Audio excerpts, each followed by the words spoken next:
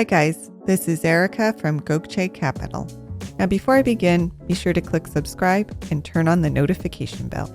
Karen Nelson left California for the red-washed canyons of Utah in search of a simpler life.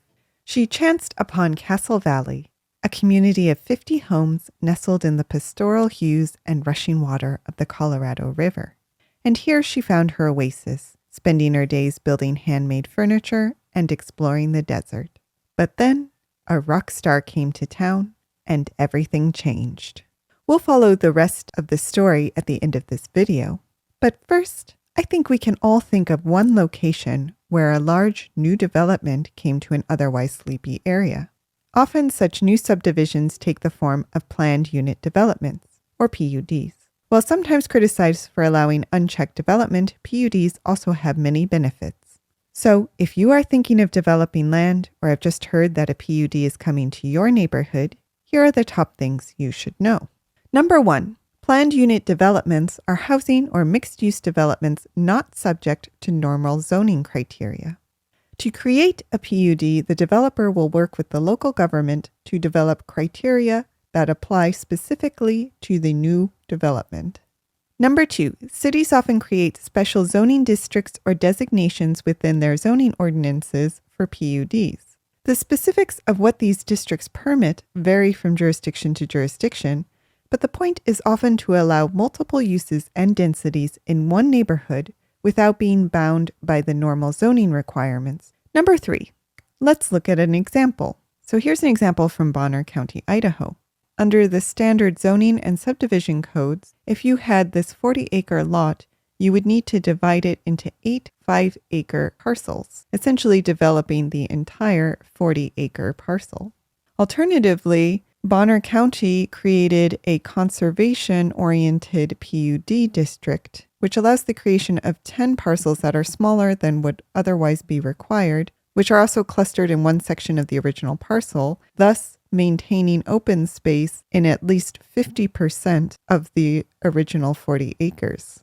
And here's another example of a mixed-use PUD from Washington, which has retail, restaurant, and offices alongside townhomes and single-family residence. Number 4, because PUD zoning designations often require additional amenities, there are often lots of common areas and infrastructure that need to be maintained. As such, almost all PUDs have homeowners associations that are created to maintain these areas. This means that as a purchaser in a PUD, you will be required to be a member in the homeowners association and will have to follow all of the regulations stipulated in the HOA CCRs and pay annual or monthly HOA dues. Number 5, there are some pros and cons to PUDs. Because PUDs are mixed-use developments, they often have all of the convenience and amenities that you would typically only find in a downtown area, but on top of that, they will usually also have lots of open space.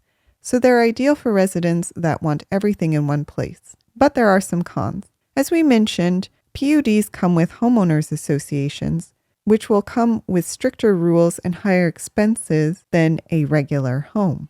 Number 6, if you are a developer looking to develop a new subdivision as a PUD, there are several general steps to getting your project approved.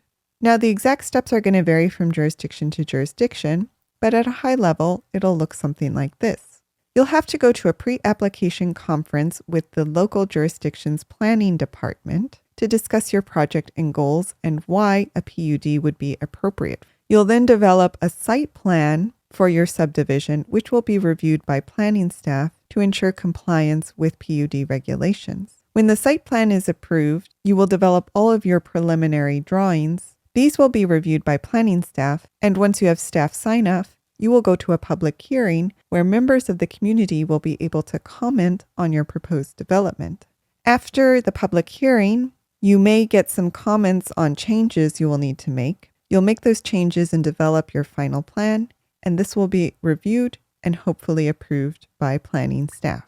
Number 7, there are also several requirements that you must typically meet in order to be approved for a PUD. Again, these requirements will vary from jurisdiction to jurisdiction, but the point here being that you are providing extra benefits in exchange for waiving standard zoning regulations. You may be required to show an economic impact statement, produce an environmental impact study, show that all of the streets you are developing will meet city standards, provide extra open space. You may need to work with planning department to develop size and design criteria specific to your PUD. And finally, you will likely be responsible for constructing all required infrastructure and utilities, or at least paying an impact fee to help offset the cost of new infrastructure.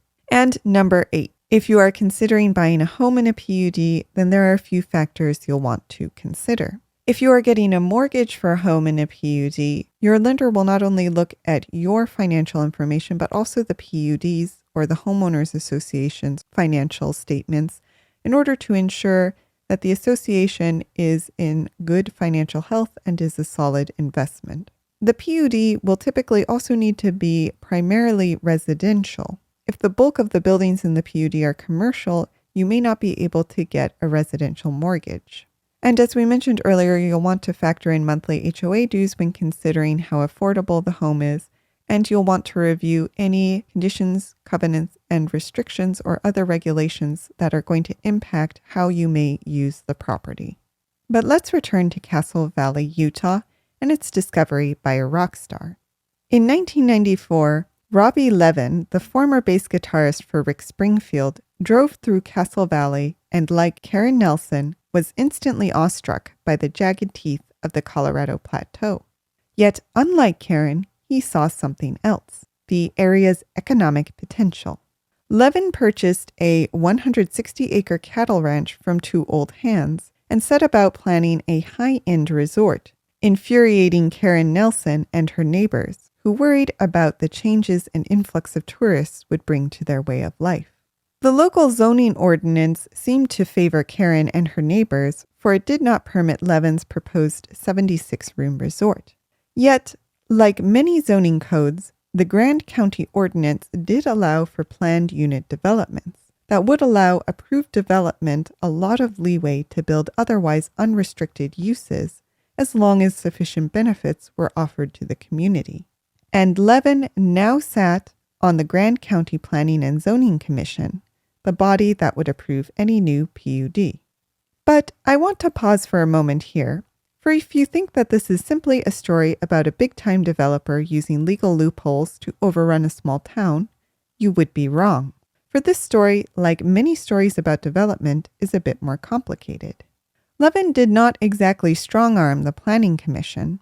Under the current zoning ordinance, he would have been allowed to subdivide the land into 32 single-family lots, effectively developing the entire ranch. Under his proposed PUD plan, Levin would keep 60% of the land undeveloped, clustering the bulk of his resort in one area where it would have far less of a visual impact on its neighbors and also require far less infrastructure. Yes, for many locals, it would have been better if the site remained a sleepy cattle ranch. But if development is going to come, it is better that it be done thoughtfully.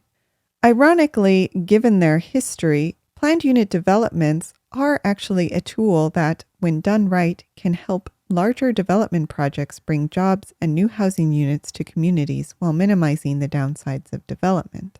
They are also a tool that can be very helpful to you if you are planning a development project yourself. But if you are not a developer, you do have some say on planned unit developments in your area. Just attend your local public hearings so you can voice your opinion on planned unit developments in your area. But if you're wondering what happened to Levin's proposed development, it was approved, and Sorrel River Ranch is still operating today. Meanwhile, Castle Valley remains a small town, not as affordable as it once was, but still peaceful, except that is, when the Gourd Festival is held. Now, do you have any stories about planned unit developments? Let us know in the comments. Did you like this video? You're going to love our Gokce Land Due Diligence program. We'll make you a land due diligence expert in just 7 days. Check it out at gokcecapital.com/glad. And while you're at our website, don't forget to explore our $1 down listings at gokcecapital.com/listings. Finally, don't hesitate to reach out. You can email, call, or text, and we will respond as soon as possible. So thank you for listening, and more to come.